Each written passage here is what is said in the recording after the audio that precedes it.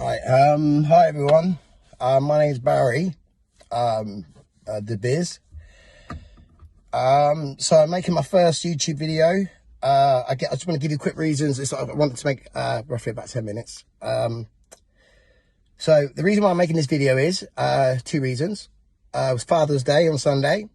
The following day was my 45th birthday, and I think it was a combination of them two things that made me think to myself, do you know what, I'm going to do this. What my videos are going to be about, some of them are going to be quite personal, but what I mostly want to do is, because I lived in that life for 24 years, I've spent the last 4 years hiding from my habit. I don't go out. I very rarely go on social media. When I do, it's just usually to upload pictures that would make me proud, that I may one day want to look back on. And I don't go back and check comments, stuff like that. I don't go online. And so that's all going to change.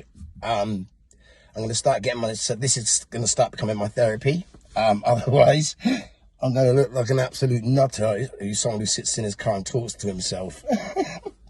If no one listens. So, yeah. So this is why I'm making the videos. My daughters always say to me, I'm proud of you, Dad. I'm proud of you, Dad. Now, that's because I've got obviously because I'm clean. And it just made me think when I took them to Bournemouth, because luckily they weren't submerged in my life and saw a lot of the things that I saw, obviously. They didn't see and notice what I noticed. Now, I didn't get no triggers from it whatsoever. And yeah. But it just made me feel I want to make this video to help other people that are like myself, or someone who may have a loved one who's an addict. So it's addiction I'm talking about mainly, and I'm also going to try and help. Now, firstly, this is what this video is about. It's not about myself, so I've given a short. Barry, my name's Barry. 45th birthday the other day. I come from a town called Reading. Was submerged in selling drugs, using drugs, committing crimes to get drugs, actually going offending, and I ended up going on a custodial sentence many times.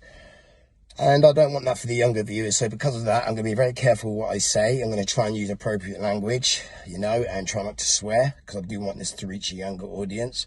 And because the country at the moment and society and the government are taking notice of mental health, now's the time for you to try and, if you can, look at these agencies like weapons and tools, okay? Now, I tried to get clean for 10 to 15 years by going to a drug counsellor and being put on a methadone script. Didn't work. Did not work. Now, I came out of prison in 2018, homeless, got straight back into the mix. Literally, my padmate met me at, my ex-padmate met me at the train station as I got out of prison, so I was effed from the beginning. But a few things happened, which I'll talk about in other videos. Like I said on this one, I just want to pass on this, what I feel is good information. Now, what you need to do is, now that is an agency you do need to definitely have involved.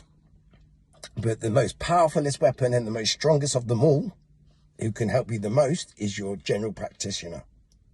When you go in there, whether male or female, because we live a very guarded and protected lives, and we lie a lot, we will go into our drug counsellors and we'll say what we think that they want to hear.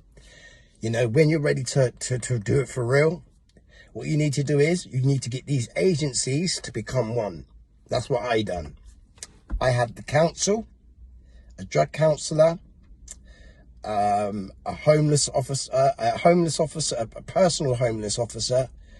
I also had a mental health advisor, which, if you're from Berkshire, is called Impact. Google it.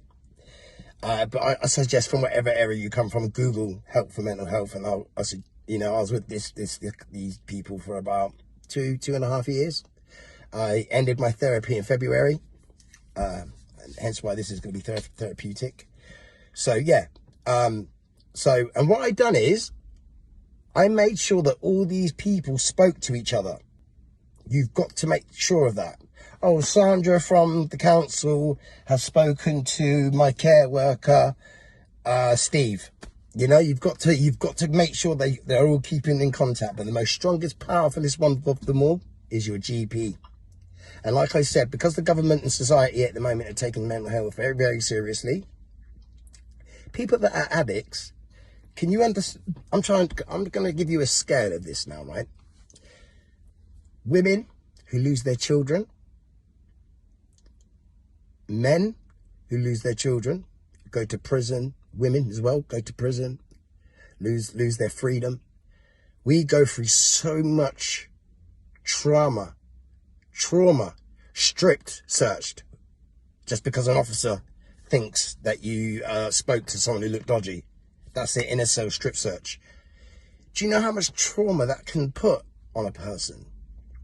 So when you go to your doctor, let it all out, man. Just open up like a book. Just open it up.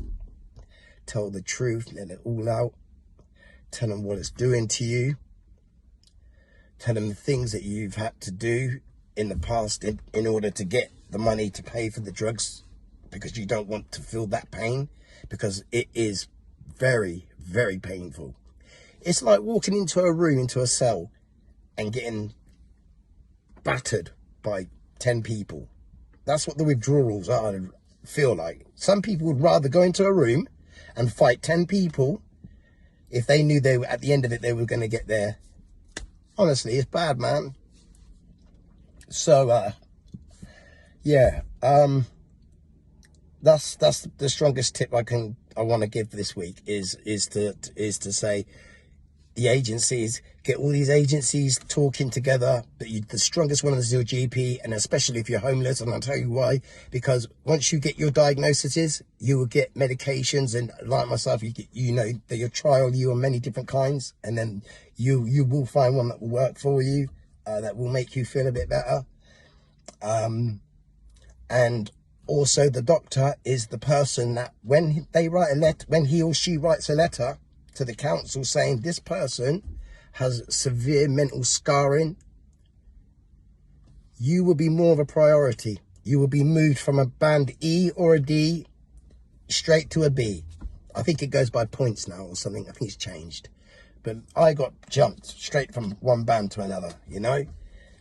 And that's just because I was honest, and I told the truth, and I told them I had enough. And I've got 1 minute left. I just wanted to say quickly also, I do really quickly want to say that myself, let me just say, like, for people out there when they offend, even though you so-called pay your debt to society in prison, there's things that I've done that I probably will go to my grave and never forgive myself for. But there is one thing I did do. I stopped hating myself. The minute you stop hating and start actually really loving and caring for yourself, you will get shit done. I promise you, you will. Sorry, I've got people walking by. You will get shit done, you know? But, the other agency, I left the main important one out. The most important one out of all is a family member.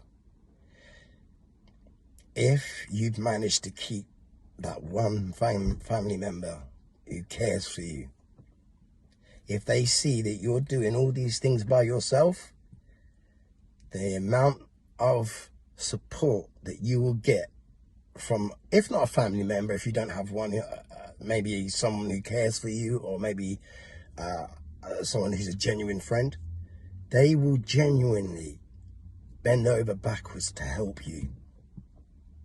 So that's my advice for this week. That's my video wrapped up, because I don't know how to edit very well, so this is just a one take. Take care of yourselves, and definitely take care of each other.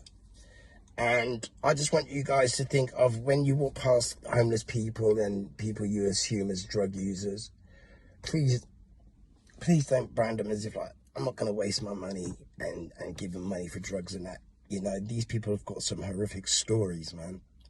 Some, like, real life horrific stories. And yeah, just think about them, you know. Okay, It's been a pleasure, and I'll see you guys next week. Take care.